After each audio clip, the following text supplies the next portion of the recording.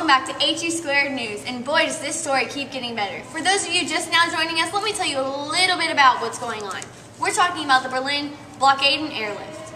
Germany was defeated in World War II and was divided by the United States, the Soviet Union, Great Britain, and France into 4 occupation zones.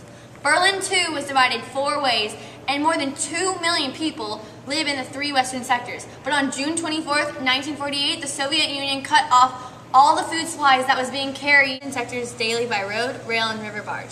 The Soviet blockade had begun, and almost all observers believed America had one of 3 choices: retreat from Berlin, the option favored by almost all of President Harry Truman's top military and diplomatic advisors; push an armed convoy through the blockade and risk World War III, the option favored by the American military governor of Germany, General Lucius Clay; or watch as the Berliners steadily starve once the 3 weeks of rations are used up.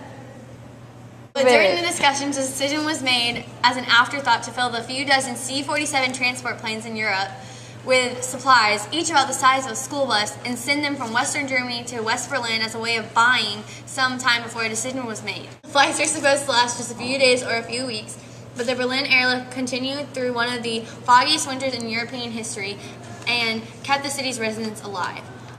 Almost no one in the world thought such a feat was possible. In May of 1949, after nearly 11 months, the Soviets lifted the blockade. The Berlin airlift was the closest the United States ever came to World War III. But as a result of the airlift, America's failing occupation of Germany turned around. It was a turning point in the German people's attitudes towards democracy, which had been unpopular. And it was the moment when the United States first learned how to function at the summit of world power and became admired and beloved around the world. Well, that's everything I can tell you. Now out to the field with one of our reporters. As you can see here, citizens in West Berlin are finally able to get food. This is a remarkable event. In the past, the Allied forces had to repeatedly fly over the blockades to West Berlin to give people the food. Because of this, the USSR realized the blockades were pointless. Today, the first car of the Allied forces is able to get through to the Soviet sector of Germany. Did the Soviets deprive you of your needs and wants? Yeah, they did. Do you plan your revenge only to have your plans fall through? Yeah. Were you stuck waiting for food with nothing to do? I'm always hungry. Well, your prayers have been answered! They have? They have! Buy your voodoo doll from Voodoo Vengeance now!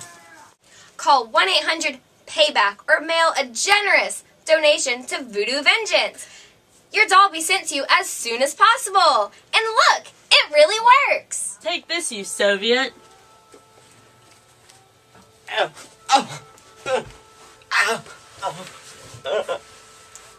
Call now.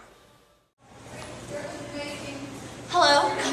Breaking news! We just got word that there's an interview going on the field. And here we are in West Berlin on the scene of the blockade lift. What was it like to be deprived of the things you need? It was really hard. When the blockade first started, we only had enough food on our own to last about 3 weeks. Why did Stalin do this to the citizens of West Berlin? I think he kind of wanted to make a point. The Allies had combined their states, or portions of Germany, and made their own West Germanic state. And he was afraid that they would take over and communists would be outdated.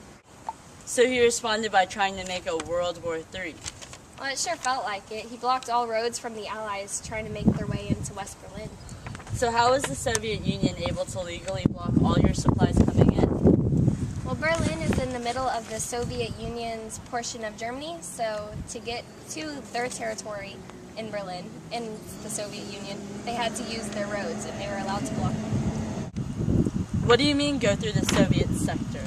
Well, after World War II, Germany was divided into 4 different parts, and France, Great Britain, US, and Soviet Union each had a part of it, and Berlin was also divided into 4 parts. But the only way to get to Berlin is to go through the Soviet section. So how much food did y'all get throughout the blockade?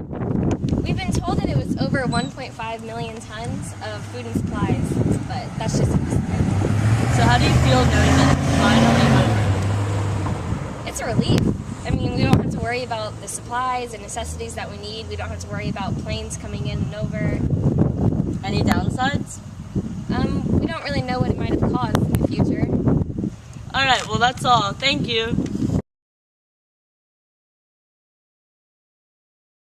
Hayley, focus on this. Okay.